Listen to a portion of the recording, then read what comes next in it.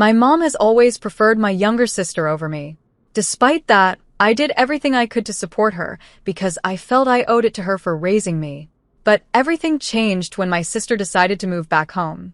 Without hesitation, my mom cut me off.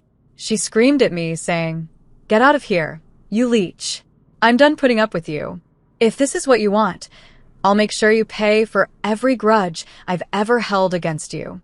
Hi, my name is Aurora, and I'm 30 years old. After finishing college, I landed a decent job and continued living with my mom. My dad passed away a few years ago, and my younger sister, Zara, is already married with her own family. I had plans to move out and live on my own too, but after my sister got married, I stayed behind to take care of my mom. I couldn't bring myself to leave her alone. Looking back, it's clear that my mom has always favored my sister over me. Zara and I are complete opposites. She's beautiful, trendy, and has an undeniable charm, even though her personality is, well, not exactly the nicest. But somehow, she manages to hide that under her good looks, making her appear perfect to others.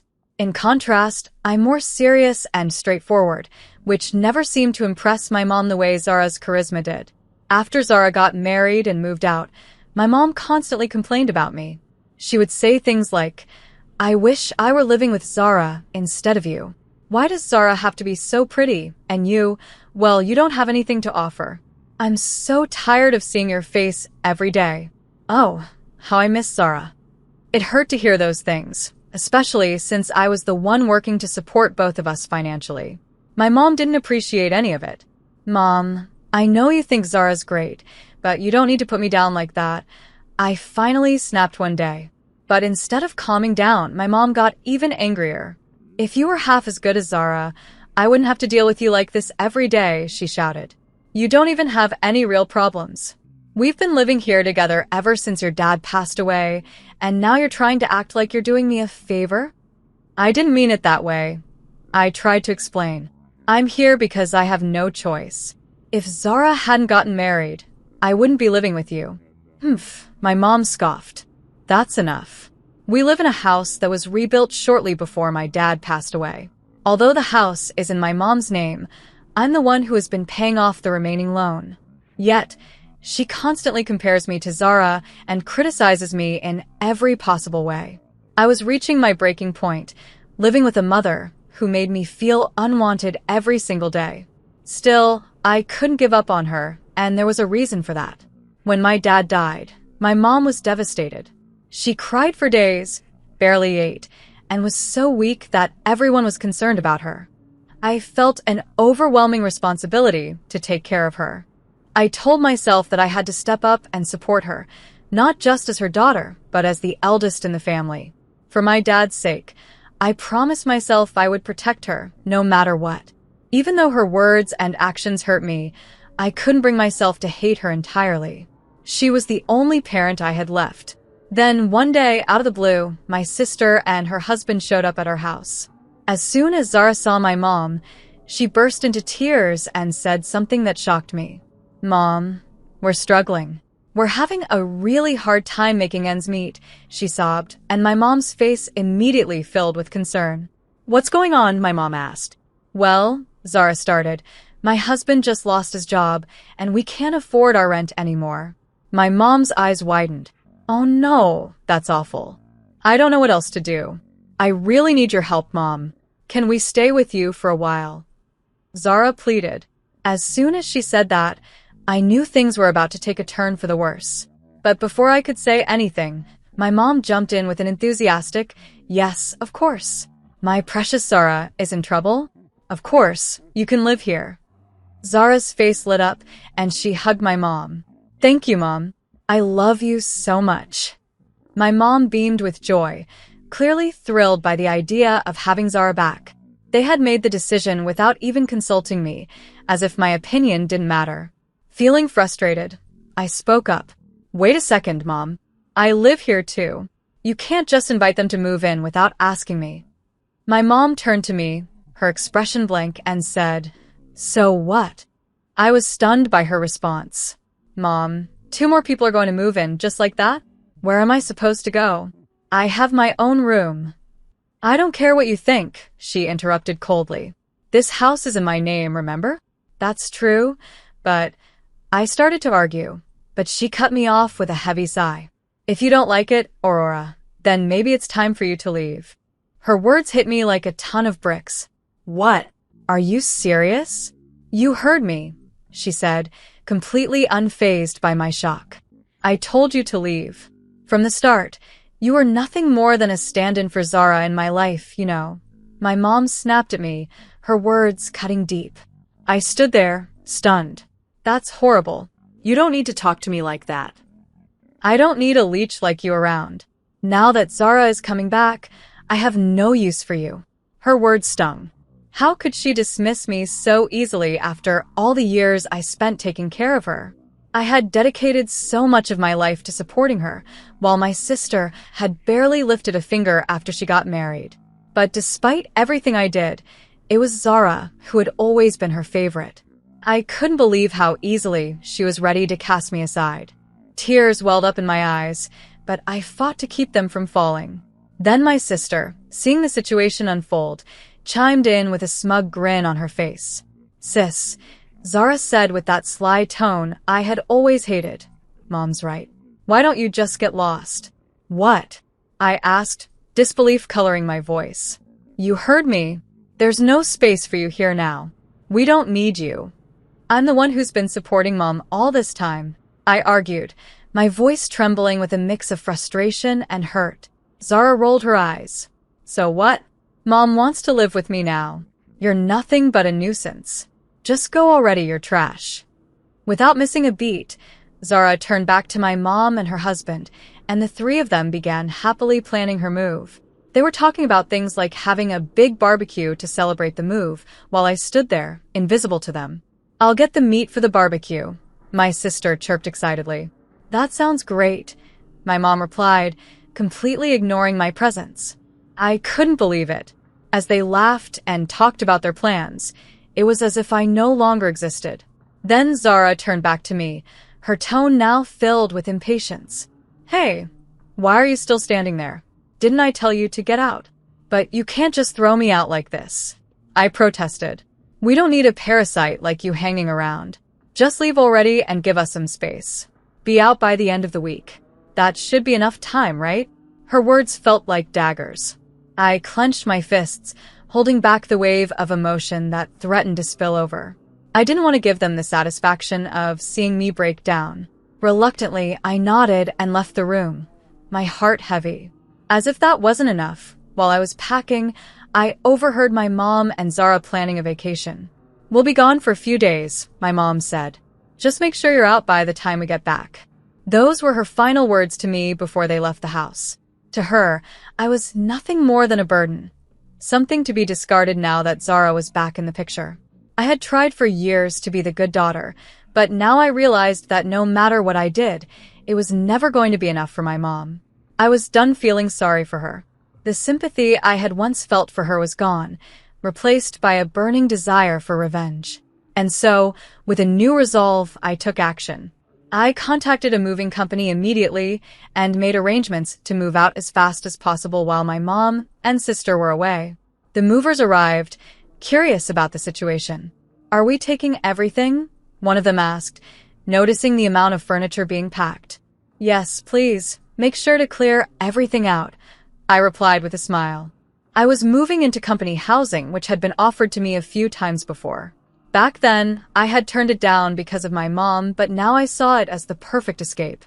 There were still vacancies available, so I quickly filled out the necessary paperwork and started my new life.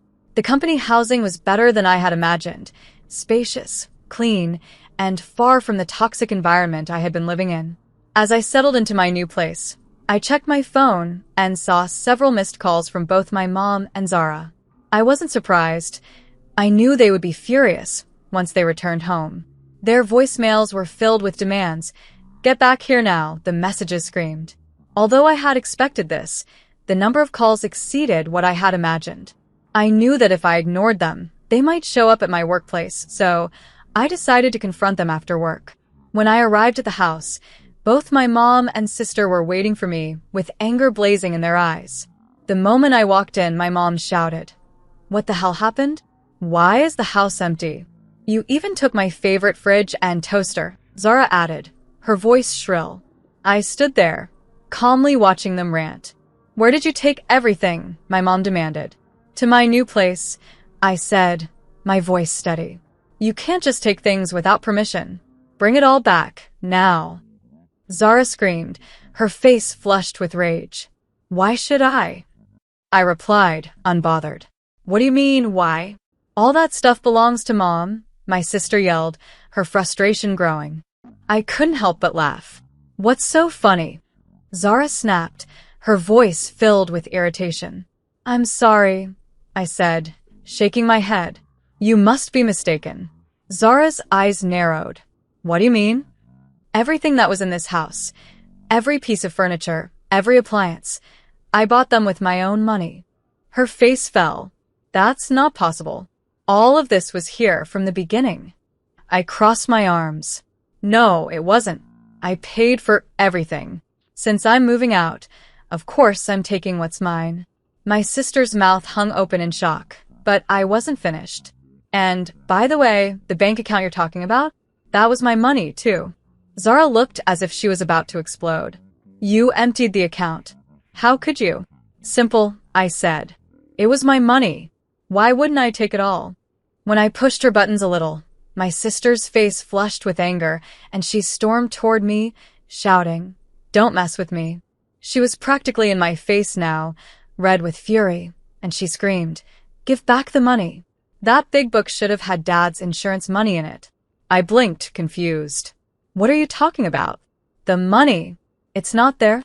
"Of course it's not," I said flatly. "That money's long gone." "No way. The last time I came over, there was a lot of money in that account," she insisted. "That was just me adding in some of my own earnings bit by bit, letting it grow over time," I explained. "But Dad's insurance money? That's been spent ages ago." My sisters had snapped toward our mom, eyes wide in disbelief. My mom, caught in the spotlight, quickly averted her gaze, guilt written all over her face. "Mom, is this true?" my sister asked, her voice trembling. "Well, my mom fumbled, avoiding eye contact. Seeing that my mom wasn't going to answer, Zara lost it. "What the hell, Mom?" "I came back here because I thought Dad's insurance money was still in the house." Mom tried to calm her down, muttering, "Just calm down, Zara." "How can I calm down?" my sister shrieked. "You're the one who wasted all of Dad's money. What are you going to do now?" I just wanted us to live together again and be happy," Mom mumbled. "You came back because you wanted to live with me, right?" Zara's response was sharp and bitter. "Are you kidding me? I only came back because I needed to pay off my debts." "Debts," I repeated, and as the conversation unfolded, I learned the truth. My sister and her husband had gotten themselves into deep trouble with gambling. They owed a huge amount of money and had returned, not out of love or family bonds, but to grab what was left of Dad's insurance payout to clear their debts. Worse yet, they had gambled more in a desperate attempt to pay it off, only to sink further. Eventually, her husband lost his job due to corporate downsizing, leaving them with no income and nowhere else to turn.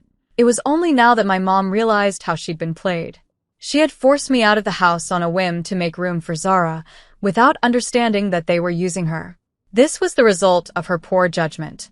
"Well, now you understand, right?" I said, my voice steady. "There's no more insurance money here. All that's left is the mortgage on this house." Without warning, Zara burst into tears and ran toward me. "Wait, sis, please. My husband and I are buried in debt. We can't pay the mortgage on top of that." "That's not my problem," I said coldly. "Let's figure this out together. You can live with us and help out, just like before." I let out a short, bitter laugh. "Oh no. I didn't know you had fallen this far. Besides, Mom always wanted to live with you, didn't she?" "Wait, no. Please don't leave," Zara pleaded, desperation lacing her voice. "Yes, Aurora, stay," my mom added, her tone softer now. "We'll make it work, I promise." I shook them off, no longer willing to entertain their pleas. "I've supported you, Mom. in this house my entire life. I even paid for the mortgage, yet you threw me out the moment Zara showed up. You called me a parasite, and now you want me to stay and help? You must be joking. Zara isn't a cute little sister. She's a leech, a human parasite, and I won't be part of this mess anymore. I turned to leave, my final words hanging in the air.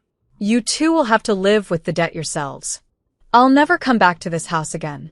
As I walked out the door, I could still hear my mom and Zara calling after me, but I didn't stop. They clung to me until the very end, but I had no reason to listen anymore. I was done. Almost a month has passed since then. My mom and sister, realizing their mistake, started working part-time jobs just to scrape by. Even with both of them working, it wasn't enough. In the end, they had to sell the family home and move into a small, cheap apartment. Life there wasn't pleasant. They fought constantly, blaming each other for their situation. Zara would snap. Mom, if you hadn't thrown Aurora out, I could have used her help. And my mom would retort, I did it to make space for you two. You said you wanted to live with me, but all you cared about was the money. Their arguments grew more vicious by the day. Neither of them could survive without money, and without me, they had nothing. The three of them, my mom, Zara, and her husband, barely had enough to eat most days. They couldn't even afford new clothes. Meanwhile, my life had completely turned around. Moving into company housing was the best decision I'd ever made. My commute to work was shorter, and I had more time to relax and focus on myself. Looking back, I realized that being kicked out of my parents' house was the best thing that could have happened to me. I'm living a fulfilling, happy life now, and for the first time in a long time, I'm thinking only about my own happiness. So, in a strange way, I'm grateful that they pushed me away. It gave me the freedom I needed to live a better life.